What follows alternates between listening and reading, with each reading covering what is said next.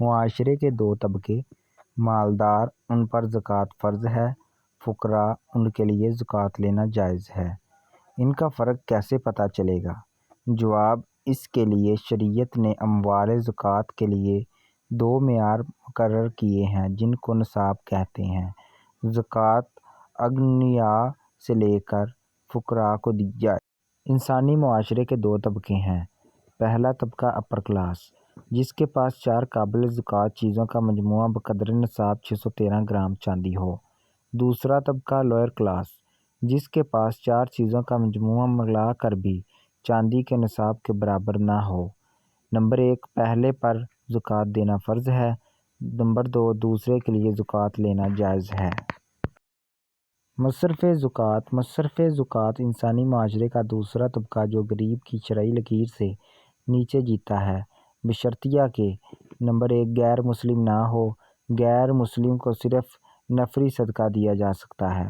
Number 2، حضور اکرم صلی اللہ علیہ وآلہ وسلم کے خاندان یعنی ہاشمی سید سے نہ ہو۔ نمبر 3، زکوٰۃ دینے والے کا قریبی رشتہ دار یا قریبی تعلق دار نہ ہو۔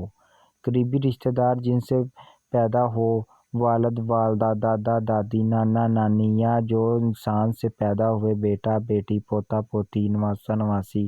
قریبی تعلق دار میاں بیوی ایک دوسرے کو زکوٰۃ نہیں دے سکتے۔ فریضہ زکوٰۃ سے متعلق چند اہم امور۔ زکوٰۃ کی تاریخ: زندگی میں پہلی بار قمری سال کی جس تاریخ کو بھی نصاب کے مالک ہو گئے ہوں وہی تاریخ آپ کی زکوٰۃ کے حساب کی تاریخ کے طور پر طے ہو جائے گی۔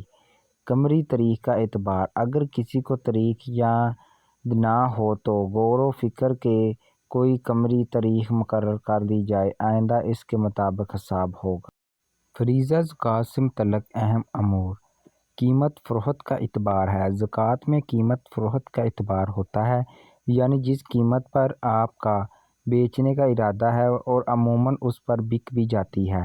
سونا چاندی میں سے سستے کا اعتبار: کسی کے پاس اگر صرف سونا ہو تو سونے کا نصاب 88 گرام کا اعتبار ہوگا، اور اگر بقایا 3 چیزوں میں سے کوئی ایک بھی ہو تو پھر سستے نصاب یعنی چاندی کا اعتبار ہوگا۔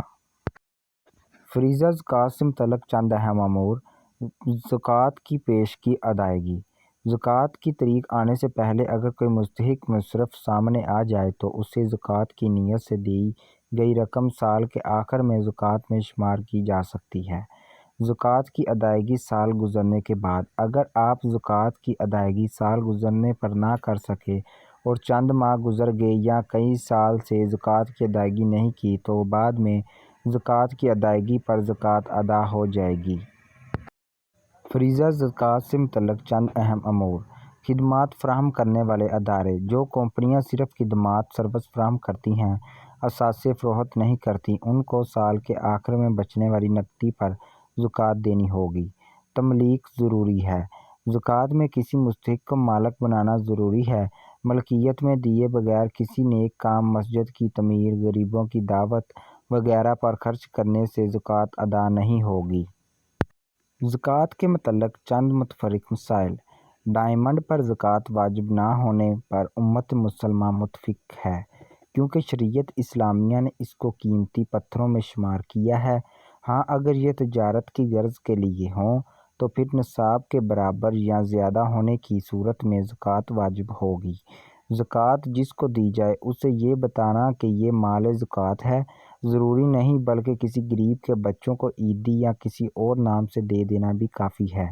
دینی مدارس میں غریب طالب علموں کے لیے زکوٰۃ دینا جائز ہے۔ زکوٰۃ کی رقم کو مساجد، مدارس، ہسپتال، یتیم خانے اور مسافر خانے کی تعمیر میں صرف کرنا جائز نہیں ہے۔ اگر عورت بھی صاحب نصاب ہے تو اس پر بھی زکوٰۃ فرض ہے، البتہ اگر شوہر خود ہی عورت کی طرف سے بھی زکوٰۃ کی ادائیگی اپنے مال سے کر دے تو زکوٰۃ ادا ہو جائے گی۔ قرض اور ادھار: کسی کو دیے گئے قرض یا کسی سے لیے گئے ادھار پر زکوٰۃ کے احکام۔ نمبر 1، قرض۔ مسائل الانواع: نمبر 1، ملنے کی امید ہے، نمبر 2، ملنے کی امید نہیں۔ حکم: کل رقم پر زکوٰۃ ہے، زکوٰۃ نہیں ہے۔ نمبر 2، ادھار۔ مسائل کی انواع: نمبر 1 فوری واجب الادا ہے، نمبر 2 ایک ساتھ میں ادائیگی ہے، نمبر 3 تجارتی قرض برائے بلڈنگ مشینری برائے مال و تجارت۔ حکم: نمبر 1 نصاب سے منہا کیا جائے گا، نمبر 2 اس ماہ تک واجب الادا ایک ساتھ منہا کریں گے، نمبر 3 نصاب سے منہا نہ کریں گے، نصاب سے منہا کیا جائے گا۔